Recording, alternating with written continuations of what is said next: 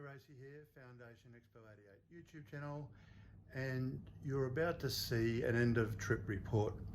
Now, I could have recorded it from here, but I think the report as it's been recorded is exceptional. What the problem is that I recorded it when I'd gone out for a walk, when I was inspired, and I'd forgot that I had a shave.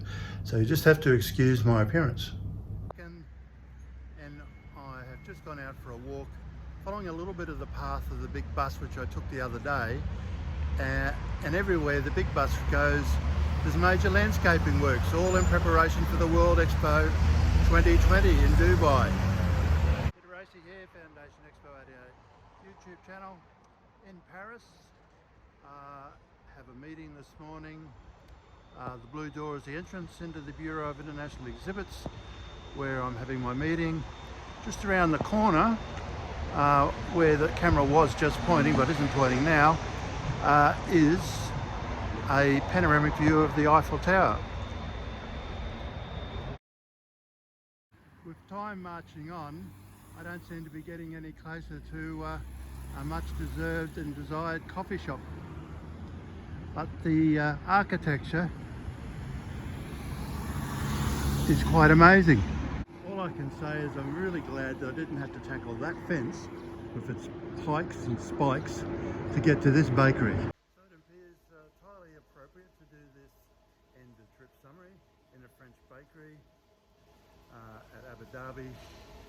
And first of all, what I was surprised about mostly about the meeting with the BIE is that two directors turned up. Even though it wasn't an official meeting, I'm not a government. The BIE is a government-to-government institution, but two directors turned up, media and information and data processing, which Jason will be very happy to hear. Almost immediately they asked after Stefan. They heard about his illness, and Stefan is legendary in the BIE because usually the government instrumentalities save the monuments of expos, but in this particular case it was Stefan who single-handedly saved the Night Companion, or the Stefan Sky Needle as it ended up being called.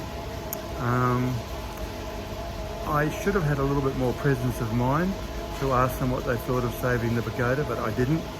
They then immediately and quite lovingly talked about the saving of the Australia sign, and had a reasonably good grasp of its details. You'd be happy to know, Kirk. And we then moved on to the logo. They really can't stop the use of it, but they would prefer that it's just changed a little bit. And Jason and I will talk about that. Primarily, World Expo 88, as it was branded, wasn't a World Expo. It was simply an expo. It was a specialist expo with the tagline "Leisure in the Age of Technology," which is still as relevant today as it was then. And they did make one very useful suggestion in relation to that, which we'll see where that goes in the fullness of time.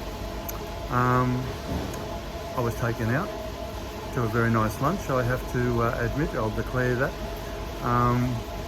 And what I did learn, what I hadn't known before, was that Paris is chock-a-block full of monumental expo sculptures.